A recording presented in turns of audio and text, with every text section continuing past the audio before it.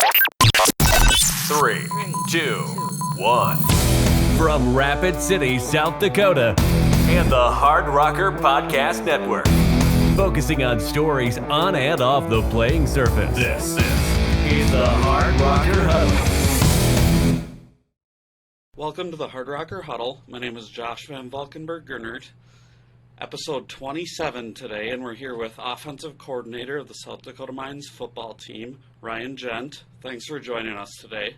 Appreciate you having me. Just getting right into it, you grew up in a little small town kind of near Iowa City. What was your life like growing up there, family life, all that good stuff? Yeah, so I grew up technically in the town of Wellman, Iowa, but we lived out in the country. Grew up on a farm out there. Have two older brothers, and names Dan and Matt. They're a few years older than me, and we grew up there. Obviously, mom and dad, John and Kathy. My dad actually started our family farm once he kind of got out of high school and got his feet underneath him, and really just built the farm there back in Wellman. And shoot, I grew up there working on the farm, tons of mornings, every weekend, doing chores, all sorts of farm work, and really enjoyed growing up there. I think, it was a great avenue for me to learn different things such as work ethic, details, different stuff like that, where you just have to be cautious of what you're doing on the farm at all times, and work together as a team and communicate, all sorts of things. So it was a great environment for me to grow up in, and allows you to also have some fun out in the country and do some of those things as well. Sure, and then kind of jumping forward a little bit, initially what kind of got you first interested in sports? Did your brothers play sports? And then what kind of sports were you playing early on? Yeah, so brothers definitely played sports. We were all very competitive growing up. I mean, it was the fastest to eat, because, you had to eat the fastest so that way you could eat the leftover, and get seconds the fastest. So it was always competition at our household for everything, so we competed, and sports just, was a kind of a part of that. My dad and mom were both into sports growing up, and took us to games, high school games at the school at Mid-Prairie there, and then we'd go to college games as well, and it just kind of built that love for sports and competition. So we would play anything, growing up that had a ball, or you could ride or race or anything like that. So a lot of fun with that standpoint. So did you learn how to ride horses and stuff too when you were younger? No horses, but I learned at a pretty young age how to ride a motorcycle, and I think my mom always says I rode a motorcycle before I rode a bike. So we kind of bypassed the training wheels and went full speed ahead. Yeah, and then when you got later in life, when you started playing more organized sports, small town, what was it kind of like? Did you play with pretty much the same kids growing up all the way through high school? Yeah, we had a really good group of guys in our class. We always talked when we were in elementary, middle school of kind of what we wanted to do when we got to high school, because we had a bunch of older guys that kind of set that standard when we were, around that elementary, middle school age, and we wanted to be like them at the time, and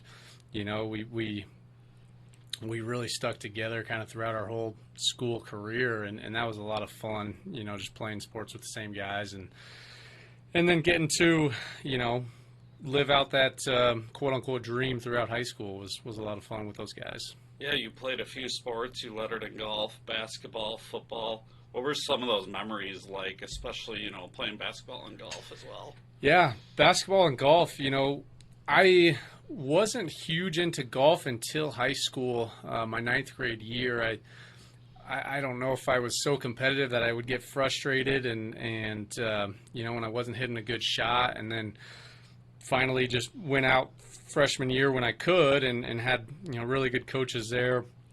Coach Caden my freshman year, and then Coach Strabla my sophomore year on, and those guys taught me a ton, and really fell in love with the game of golf then, and still love it to this day. Just enjoy playing, getting out there. Obviously with golf, we were able to go to state and had a bunch of fun there, made a ton of memories with that group. And then, basketball as well was another sport that I just had phenomenal coaches. Coach Showalter was our high school coach at the time, who's a very well-known name in the coaching profession. He's a Hall of Famer in the state of Iowa. He's huge into USA basketball now. I believe he's the national scout director of coaches for USA basketball. So I don't think he's lost any games in his Olympic career, which is crazy to even fathom. But obviously he, has worked closely with coaches like Coach K, Calipari, those guys, and just being able to play under him was kind of a dream of mine growing up, when we'd go to the gym and watch them play. And so being around those great coaches really kind of helped set the tone for me in sports, and just having that foundation of great coaches starting at such a young age was huge for me.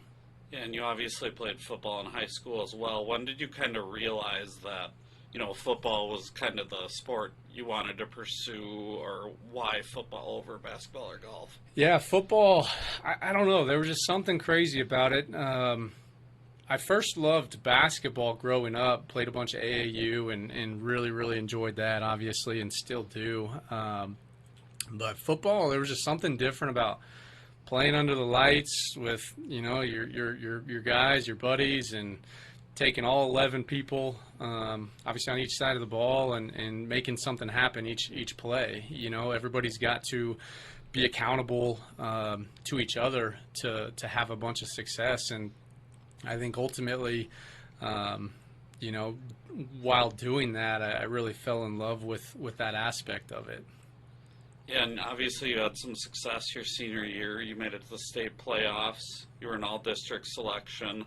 How much, looking back to that, how much did that kind of mean to you back then, and how many, lessons, so to speak, did you learn that you kind of still hold with you? Yeah, absolutely. I mean, you look back on that time, and it's always a time that just stands out.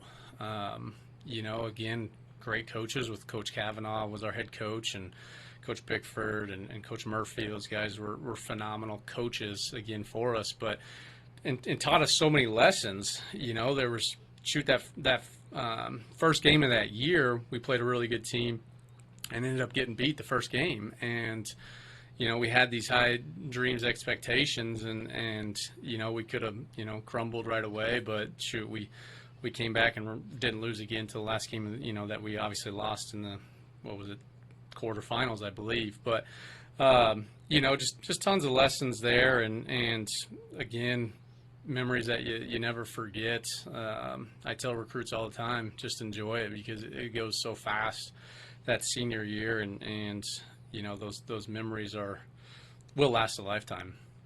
Yeah, sure. After that, you obviously wound up going to Iowa State, but did you grow up an Iowa State fan, or did you grow up a Hawkeye fan? So actually I grew up an Iowa fan.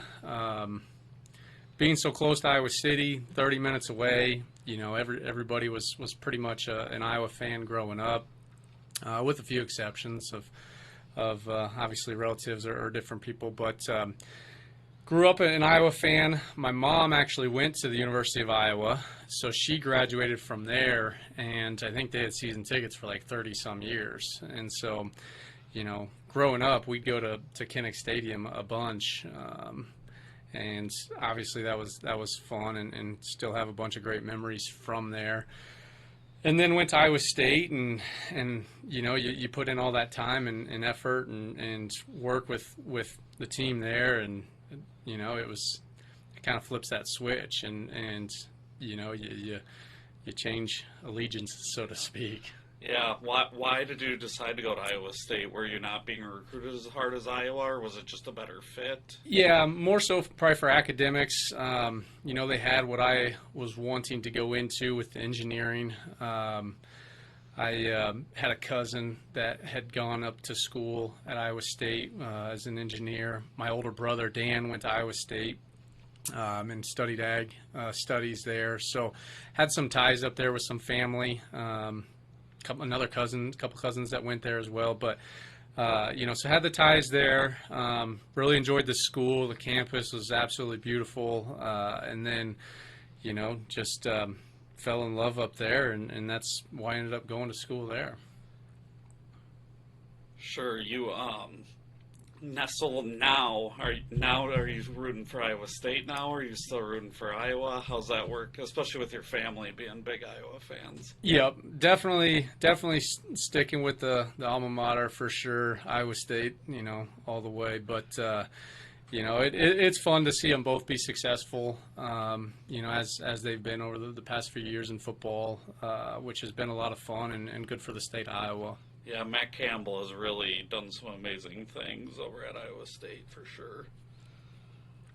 Then while you were playing at Iowa State, what was that kind of like? What was it like to be a part of, a Big 12 Division I program? What are some of the lessons you learned, and then what eventually made you think about going into coaching? Yeah, well, a ton of lessons learned there for sure. I mean, again, I know I probably sound like a broken record here, but I just had really good coaches. Was very fortunate to be around phenomenal coaches. Coach Messingham is one of my mentors, and obviously Coach Rhodes was my coach while I was there, and Coach McKnight was our strength coach, who we probably spent more time with than anybody, and just taught, hey, we got to work hard and do things the right way, and pay attention to the details again, and you just take it to the next level from that standpoint. But, being there and being on that team was a ton of fun. Obviously, again, you meet a whole new group of friends and guys that you build that bond with, because you're sweating, and everything together for 365 days. I think, coming out of high school, I didn't realize what it took at that next level at the time, being able to just compete at the highest level was a lot of fun.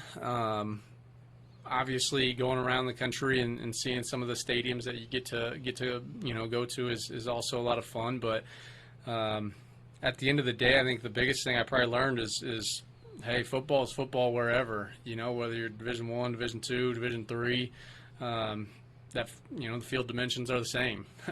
They're all 100 yards long, and when that play's getting played, that's the main focus is right on the field. And so that part has been really cool to kind of see how it transitions from Division I, 1AA, now FCS, and Division II, so on and so forth. So that's been a lot of fun.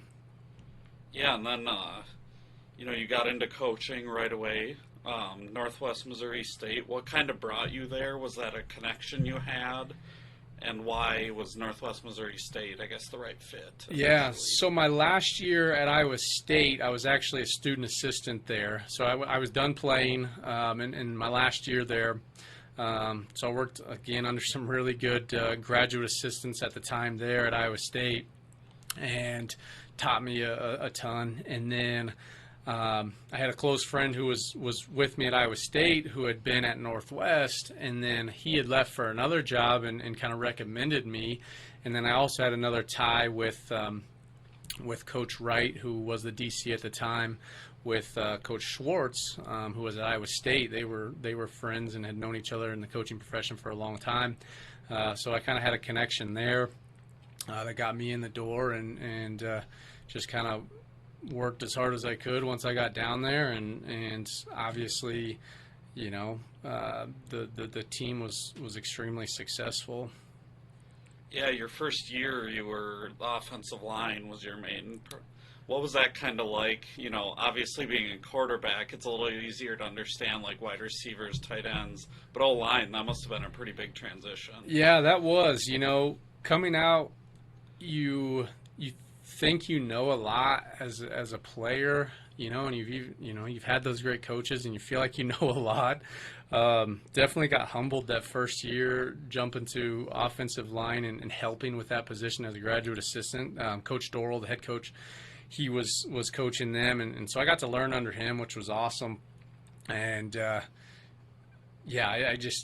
kind of was spinning there for a while, but learned a ton that has really helped me out kind of throughout my career, just having that base knowledge of the offensive line and being able to truly learn some of the intricacies that you learned during that time. Yeah, it seems like a lot of head coaches and young coaches, at some point, they kind of have to broaden their skill set. If you want to eventually be a head coach, eventually be an offensive coordinator, you kind of have to know more than one position. So I'm Absolutely. sure learning, especially O-line technique, was probably completely new for you, but 100% new. Yeah.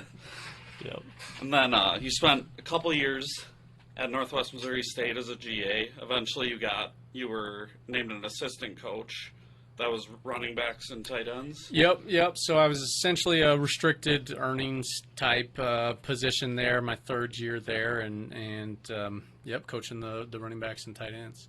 What was that like to first, be O-line and then get back into, obviously running backs, something you have a little more familiarity with, being a quarterback, and then tight ends as well? Yep, absolutely. Again, I felt like, in looking back, it was really good for me to get those positions under my belt, so to speak. I think you learn a ton by teaching a different position. Yes, as a quarterback, you got to understand what everybody's doing and when they're doing it and how. But like you mentioned, just the technique and coaching the technique is something that at a young age you kind of got to learn, and as a coaching at a young age, I'm saying there, but yeah, it was really good.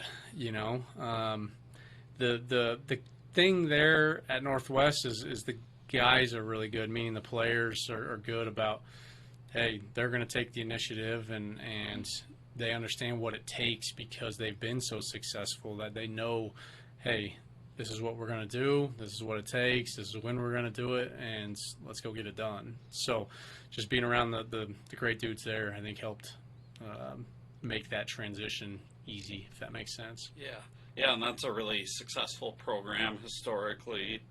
You won a national championship when you were there. You went like 26-2. What was that like to be able to, early in your career, kind of have that success and see what that winning culture looks like, so to speak? Yeah, it's definitely something as you look back, you try not to take for granted for it, obviously. I think my last 2 years there, we went 15-0 and 15-0, so we went, it was like 30-0 in our last 2 years alone. And I think at times you can almost take that for granted, like I was saying, and man, this whole coaching thing is easy, especially at such a young age, right? And you look at that and you're like, geez, this is simple, Now I had a lot of experience, or I shouldn't say a lot, some experience from my time at Iowa State where I knew that wasn't the case, and especially my last year there, where we had a bunch of challenges that I knew that wasn't always going to be the case. But you definitely kind of get a feeling sometimes when you're at Northwest, like, hey, this is the expectation, and we're going to roll the ball out there and we're going to do what we do because of all the work that those guys put in. What I did was very, very minimal to that overall success there, that's for sure. Yeah, they've been a powerhouse for a while, and obviously Coach Flohr was a pretty big part of that at that time. What was it like getting to know him and getting to kind of work under him early in your career too? Yeah, that was awesome. Just being under Coach Flohr. Obviously, he's taught me so much of just, especially when I was really, really young in the profession, things to do, what not to do, and just observing him doing his role, and man, talk about a guy who's consistent and everything that he does and brings it every single day. I think just watching and observing him do that helped set me up, for a successful career as well. Just having him as a mentor and being able to ask questions is huge. Yeah, and then you were there for 3 years till 2016. After that, you jumped back up a level to FCS, Abilene Christian. From an Iowa kid going down to Texas, that must have been a little bit of a different culture. Yeah, it was fun. It was a lot of fun. Obviously, football is big down there, and I think, again, just a lot of really good people that I was around that helped our time down there and really enjoyed it. Why did you decide to make the jump at that time from Northwest to Abilene Christian? Yeah, at the time, the head coach at Northwest Missouri State was Coach Dorrell, and he got the opportunity to go down to Abilene Christian, asked me to come along, and for me at the time, I felt it was a good decision for us, for the family, to get away from the Midwest a little bit, experience something new, and obviously bring challenges to my career as well, and grow from that standpoint. So a lot of things that were enticing from that standpoint to help me grow. Sure, and you were the wide receivers coach there all 4 years, correct? Yep. What was it kind of like being able to, obviously there's some more familiarity. Being a QB, you already kind of know all the route trees and a lot more specifics to the wide receiver position. What was that kind of transition like to be able to get maybe back into a little bit more of your comfort zone? Yeah, no, it was good. Again, had really good guys to work with. And just jumping into that and learning the technical aspects from the wide receiver standpoint at that level, there's a lot of things that go into it, and I think the lower levels you go, I'm talking high school and things like that, you can get away with certain things where, when you're going against a 6'1", 6'2" defensive back, you can't just line up there and think that you're going to get off a press release. You have to be extremely technical, and I think that was the biggest thing that I learned early there was, just the technique aspect and the fundamentals of that position. But overall, learning that helped me, again, just continue to grow and broaden my horizons offensively, so to speak. Yeah, and you coached a couple guys who were pretty good, and Josh Fink and Troy Grant. One was an All-American, another was All-Conference guy. What was it like to be able to see some of your coaching, even play a small part in those couple guys' success? Yep, definitely great guys. Had a bunch of them there again. Troy was awesome. Carl Whitley was another one, and then Josh Fink was kind of, he was Mr. Consistent. I mean, talk about a kid who did everything right academically, on the field, off the field. I mean, I think he was 4.0 GPA, maybe a 3.99. I'm not sure now, but still keep in touch with him and those guys today. But yeah, coaching those guys was a bunch of fun, and seeing it pay off was a lot of fun as well. And you just hope that they can take a little something here or there, and I think those guys did a great job of being open and open-minded to new things and new challenges, and took the coaching, and they did the rest. Again, I can't say I did much, but they did a great job. Yeah, and after 4 years there, it was time to move on and get 3 years there. Sorry. Yep. time to move on. Got hired here by Coach Flohr, right, when his first staff came on. What was it? What was your initial interest in this position? Was it that relationship, or were there other kind of drawing points as well? Yeah, I think there were a lot of things, honestly. Obviously, first and foremost, the relationship with Coach Flohr was huge. Knowing him, understanding what he would bring to the table, and having the opportunity, obviously, here. The location, obviously, being in Rapid City, Black Hills, we'd been out here before on family vacations, different things like that, getting out here. So love everything with the outdoors here, and also, getting the opportunity to call plays. I think, you, especially after doing it, you learn so much from calling plays that you don't realize going into it, and you feel like you're ready, and the first game or even practice hits you in the face, and like, okay, so you kind of got to reassess and continue to grow and build there. Yeah, and one of the biggest, I guess, transitions I would imagine to come to this school is the academic focus. But for you, you were a pretty solid student. You won academic all Big 12 a bunch of times. You were an engineer yourself, so for you that was probably a little bit more of a smooth transition to be able to, recruit and help out guys in the classroom. Absolutely. I think that's, another thing I didn't mention that kind of drew me to here, with the academic component, obviously it's huge, and ultimately, what's the stat? 1 or 2% of guys that play college ball go on to the NFL, and ultimately the rest of them are going to go be successful, or I want them to be successful, and I'm going to push those guys to do that off the field as well, and that was a big component of it, really, just being able to relate to those guys that are going through the daily grind of the rigor of an engineering school, and to be able to have that background is extremely helpful in my opinion. I guess I joke quite a bit. I'm not going to be able to help them with their differential equations homework on a daily basis anymore, but I know what they're feeling and the stresses that they're going through. That's for sure.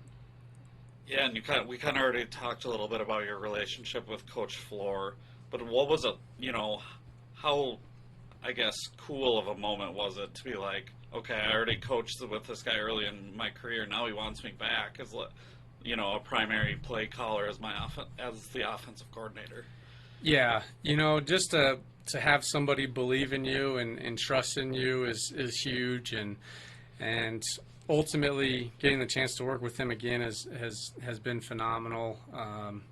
I can't give him enough thanks, and obviously, again, just being a mentor for me every day still, I think has been phenomenal. He does such a good job of leading our team and our organization, and allows us to do things, and when he feels he needs to step in, he's going to do that in a really good way, and I think that's what gives me confidence is hey, we're gonna be able to do some stuff, and when he sees it, he wants it done this way, hey, great, and we're able to have those tough conversations because we have that relationship, and it's everything isn't always peaches and roses, so to speak, on a daily basis during the season, and you got to be able to have that relationship that you can fall back on, so to speak, because things do get tough throughout a year, and things happen, but having that relationship has been crucial, and understanding each other and kind of where we're always coming from. Sure. What are those kind of main transitions from going from a position coach to an offensive coordinator? Yeah, I think, just making sure everybody's on the same page. We got a few, obviously, coaches helping us out with Coach Stevens, offensive line, Coach Sales, coaching the running backs, Coach Flohr's, working with the quarterbacks, and it's just making sure we're all on the same page. I think has been the biggest thing that I learned early. Just communicate and over-communicate. I think at times early I took that for granted, and you learned real quick when we go out to practice. Hey, I thought we talked about, doing X, Y, Z. Oh, well, you said, no. Okay. So you got to make sure everybody's on the same page, and I think we've done a good job of working together as a group. Especially, when there's like 10 coaches, I imagine it's even more important. I know you guys are meeting pretty much every day. That's got to be critical. Yep, absolutely. Obviously your first year as an offensive coordinator, then you're dealing with a COVID year. What was that kind of like first you don't know if there's going to be a season at all, and then all of a sudden you find out there's going to be some games played. And what was it kind of like to, kind of be able to just adjust on the fly, and what was that experience like? It was wild. Emotionally, it just kind of took a toll on you at times. And I think, Coach Flohr did such a good job of steering the ship, so to speak, on that whole deal with our team. And gosh, we got here. We're here for like 6, 7, 8 weeks. I don't remember exactly what it was. And then everything kind of shuts down. You're like, oh, boy, what's going to happen now? And, then we, like you said, we have the season on schedule. Then it's all off the schedule. So we're like, okay, and another thing to factor into it at the time, my wife was pregnant. So initially I'm like, okay, well, we'll have a little one during the season, our first one. And then the season was canceled. So I was like, well, hey, at least I'll be able to be home and be around for everything. And then we go back to having a season, and we scheduled a 6-game season, and, due date was right smack dab in that. And said, okay, perfect. So, and then he ends up, Will, our son, who's now 19 months, is born during the third game of our season, October 21st, and the week right before we played Colorado Mesa. So throwing all that in there, and then being a first-time play caller, I don't know if it could get more hectic than that. And ultimately, looking back, it was so beneficial, just getting all that thrown our way as a staff, as a new, play caller. Having those 4 games was huge, because at the end of the day, yes, obviously we're all competitive and we wanted to win every single one of them, but, they're at that time, there wasn't a true conference championship on the line where, hey, we can try some things here or there and see what's going to kind of work for us moving forward, and that really worked out. Yeah, and you kind of mentioned this, but most schools didn't play that year, so it must have been just a big advantage for you guys, especially the first year as a new staff altogether, to be able to get those 4 games in. 100%. It was extremely beneficial for us because obviously at the time we didn't get a spring ball that previous spring, so we're going into our quote-unquote fall camp, which I think technically didn't start till September 8th or something crazy, when normally it starts the first week or so of August. And I think at the time we were doing 3 different practices with 3 different groups, and just getting that experience for our guys and giving them confidence and teaching them our schemes and what our expectations was huge. Yeah, and then going into this past season, obviously it was a little more normal. You had a pretty much regular summer practice. Obviously spring was a little bit odd, but regular summer, regular season, and you had some success. What are some of the things that you were most impressed with, things maybe that you think could still use some growth?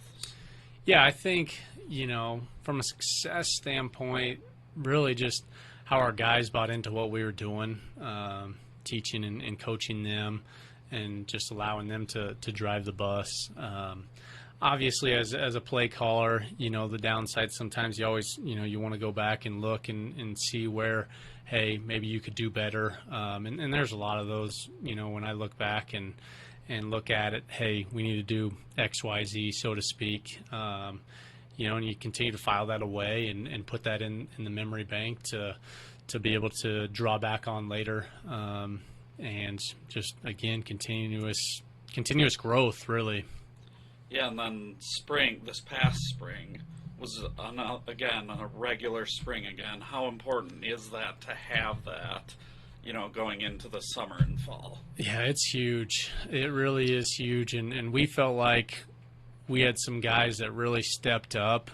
Spring is a big time to just continue to learn what we're teaching and get the young guys caught up to speed. That way when they come in for fall camp, they're ready to rock and roll, and ultimately building the depth is the biggest component of the spring session, so to speak. And we feel like we did that, and not we, the guys did that really, and stepped up and helped build that depth that we're going to need moving forward in the fall to be successful. Yeah, you kind of mentioned needing to build depth, but you have quite a few guys coming back. Obviously, most of your core group, your QBs, some of your running backs, wide receivers, most of that's coming back. How important is that, just to be able to build what you guys want to build here?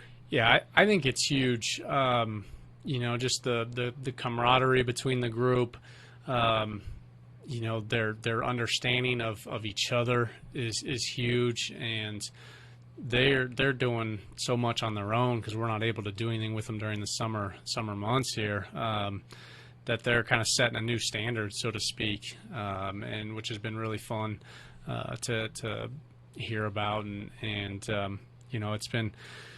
it's been fun, and obviously puts a lot of excitement on what's to come ahead. Sure, and then just talk about some of your, goals for this season and then going forward with the program, and how do you as an offense kind of build towards that? Yeah, a lot of our goals, we don't really focus on wins and losses so much. It's just the process, man. Every day you gotta put in deposits and continue to do that day in and day out when it's not convenient. But ultimately our goals are, we want to be more explosive offensively. We want to, put up more points, and our guys feel that and understand that. And I know they're doing everything in their power right now to help with that. Looking back at times we felt like we could have done that more last year, and to your point, we feel like we have that core group of guys that's coming back that understands that and has the capability to do that. So that's probably what's most exciting. Sure. The last question I have, as a coach, what is it kind of like? Obviously, you can't really do much individual player coaching really until August when your kids get back again. So what is it like as a coach to kind of prepare and get ready? September 1's coming quick, and then you got a couple tough opponents right off the bat. Yep, absolutely. Well, you hope you have a great group of older guys, and fortunately for us, I don't have to hope. I know that those guys are getting after it, and they're leading, and they understand what we want to do. And ultimately, again, it's those guys that are driving the bus, and it's just really, really exciting for what we have coming this year, and what we think we're going to be capable of. All right, thank you so much for joining us today, Coach. My name is Josh Van Valkenburg-Gernert. This has been the Hard Rocker Huddle. We're signing off. Thank you for listening to the Hard Rocker Huddle with host Josh Van Valkenburg-Gernert. Follow on Apple and Spotify.